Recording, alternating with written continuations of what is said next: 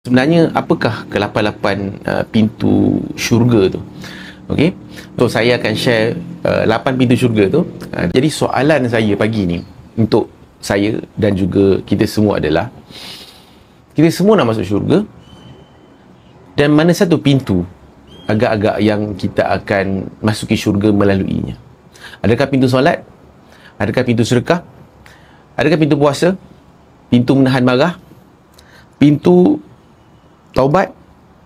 Pintu ar-rayyan? Pintu orang yang redha? Ataupun pintu kanan, which is pintu yang dimasuki oleh orang tanpa dihisap oleh Allah Subhanahu Wa Taala. Ramai yang boleh sambung ayat saya ini.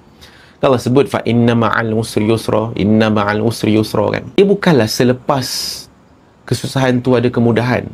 Dia bersama kesusahan tu ada kesenangan, bersama kesakitan tu ada kemanisan, bersama dengan kesempitan itu dia ada kelapangan.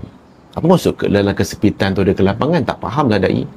Okey. Jadi untuk nak tahu apa maksudnya, apa jawapannya, maknanya macam ni tuan-tuan. Ada orang yang dia diberikan kesempitan, mungkin dia punya income bulan ni tak berapa sangat lah, contoh. Jadi dia ada kesempitan dari segi harta. Mungkin dia sangkut untuk bayar kereta ke, dia sangkut untuk bayar rumah ke, dia sangkut untuk mungkin nak beli beberapa barangan-barangan keperluan kat rumah ke, contohlah. Kesempitan.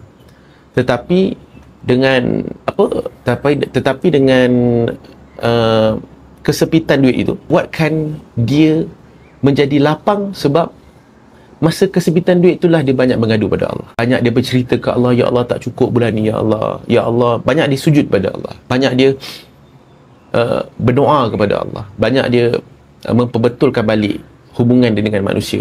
Jadi sama, nampak tak tuan-tuan? Dalam kesempitan kewangan ada kelapangan, iaitu kita mula memperbaiki hubungan kita dengan Allah. Jadi dia datang in package.